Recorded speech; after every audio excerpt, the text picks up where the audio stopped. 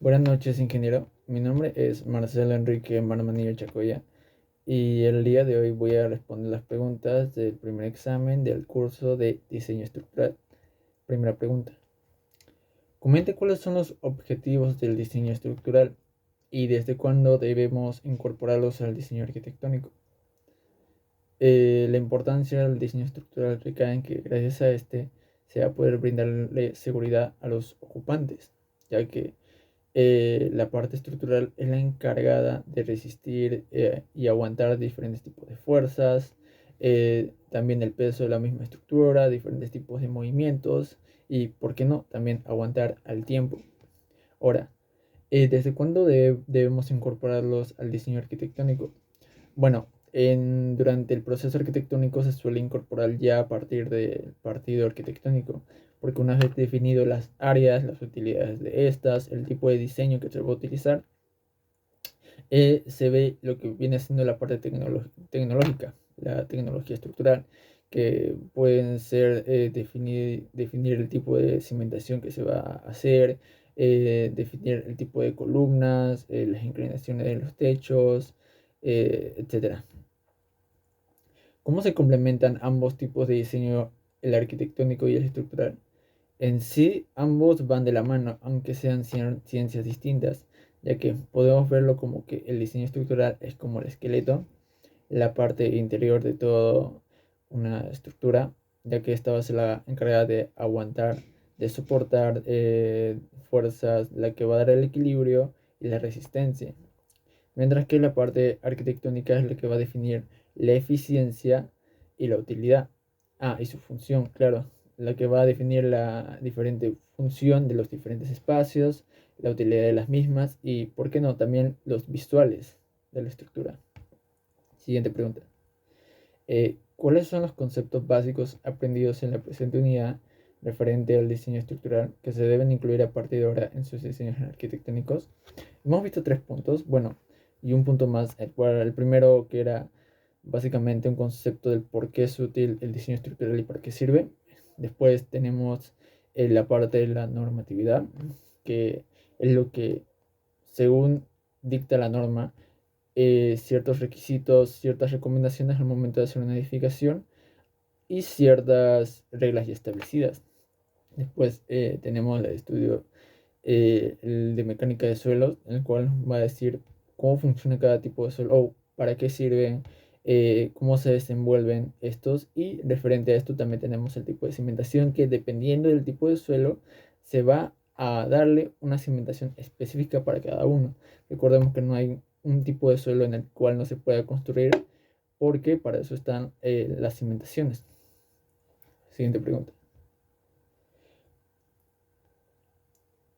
Considera que el diseño estructural limita de alguna manera su creatividad como futuro arquitecto. Eh, no, no como tal, porque a pesar de que son ciencias distintas, ambas se complementan entre sí, como ya dije. Uno no tiene por qué limitar a la otra. A veces, quizás la parte estructural suele ser diferir un poco de lo que queremos hacer como arquitectos, y algunos a veces terminan adaptándolo, forzando el diseño al mismo. Sin embargo, en vez de hacer eso, como arquitecto debo darle una solución, como integrar parte de la parte estructural a la arquitectura, o sea, hacer que esa parte que le domine como el esqueleto sea parte de los visuales. De esa manera no tienen que opacar una a la otra, pueden trabajar en conjunto. Siguiente pregunta. ¿Cuál es la importancia de realizar un adecuado estudio de mecánica de suelos o un informe técnico de suelos para un proyecto de edificación? ¿Qué garantizamos con eso? Bueno, con ambos estudios podemos garantizar el tipo de suelo en el que se va a trabajar. Esto según la reglamentación. Una vez sepamos esto, nos va a ayudar un poco a saber qué tecnología estructural vamos a emplear en la misma, aparte de saber los diferentes tipos de características del mismo suelo, del terreno y cómo va a reaccionar esta a la parte estructural. Ahora, cuando estamos en la obligación de realizar cada uno de estos según la norma de E050. Bueno, primero tenemos el estudio de mecánica de suelos, que básicamente es un análisis de campo completo. Este mismo nos va a mandar al terreno a hacer diferentes tipos de análisis, tomar diferentes tipos de muestras, hacer diferentes tipos de ensayos con estas muestras, el cual nos va a sacar diferentes tipos de datos, como el componente del suelo o qué tipo de suelo es, aparte de investigar el terreno de cuáles son las condiciones ambientales, si hay movimientos sísmicos por las zonas o no. Es una investigación mucho más específica. Mientras que el informe técnico del suelo es un poco más ligero, no pide tantos requisitos como el estudio de mecánica de suelos. De hecho, generalmente solo necesita 3 puntos. El primero, por ejemplo, es que la estructura no requiera más de 3 metros de profundidad para su cimentación, que tampoco sea muy grande, o sea que no tenga más de 3 pisos, o que el área de este mismo, de la estructura a trabajar, no tenga más de 500 metros cuadrados. El literal son requisitos mucho más simples que el estudio de mecánica de suelos. Siguiente pregunta. ¿Cuáles son los tipos de cimentación que se han visto durante la presente unidad? ¿Cómo se clasifican? Explique y describa cada una de ellas. Bueno, en sí hay dos tipos de cimentaciones, las cimentaciones superficiales y las cimentaciones profundas. Cada una se divide en tipos y subtipos. Por ejemplo, las cimentaciones superficiales se requieren para estructuras que no tengan, cuyo peso de la estructura en sí no ejerza una gran fuerza, un gran peso al suelo. Entre estas tenemos las cimentaciones ciclopias, las mismas cimentaciones superficiales, que en sí las ciclopias vendría siendo la cimentación más económica, ya que no requiere, ya que se utilizan en estructuras que no ejercen mucho peso, y es la más accesible. Después tenemos los diferentes tipos de zapatas. Tenemos las zapatas aisladas, que básicamente es como un bloque de concreto con una base cuadrangular. Generalmente esta se utiliza cuando el suelo es, por así decirlo, bueno, es homogéneo y estable, y generalmente solo soporta un pilar. Después tenemos las zapatas conectadas, que básicamente son zapatas, varias zapatas unidas entre sí, y que cumplen la misma función que la aislada, pero estas mismas generalmente se utilizan para terrenos un poco que no sean muy buenos, por así decirlo, y generalmente están conectadas por otros sistemas estructurales. Después tenemos las zapatas combinadas, que las zapatas combinadas que generalmente se utilizan cuando las zapatas aisladas se interponen entre sí y entonces se necesita ayuda de una zapata combinada. Esa también se utiliza para suelos que no sean muy homogéneos.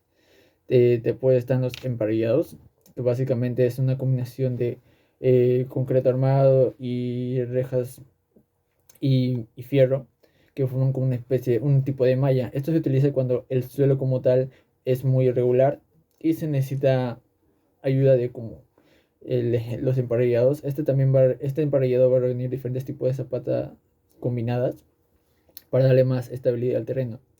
Y después de los emparellados tenemos las losas de cimentación, que bueno, básicamente cuando muchas de las losas, de las zapatas sobresalen demasiado, ocupan demasiado del espacio y sobresalen, se utilizan las losas para poder cubrir toda esa parte de la cimentación.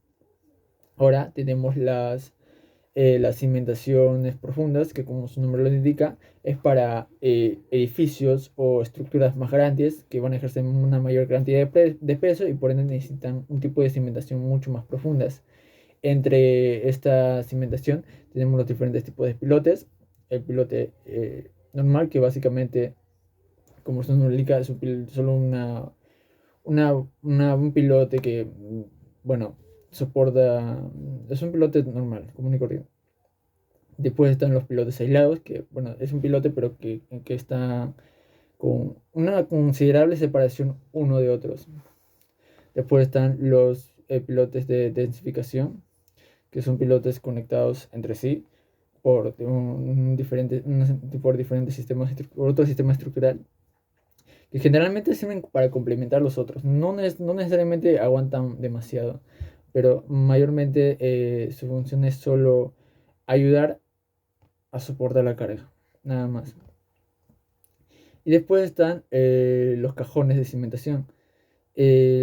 Los cajones de cimentación son ya para edificios mucho más grandes que muchas veces y que cuyo suelo en el que se van a tratar no necesariamente es del todo bueno. Entonces lo que se hace es compensar parte del peso de la edificación con el peso del terreno. Y para eso se utilizan los pozos de cimentación, que son como hoyos más profundos en el cual se va a aplicar toda esta ciencia. Y bueno, eso sería todo por el examen. Y muchas gracias y buenas noches.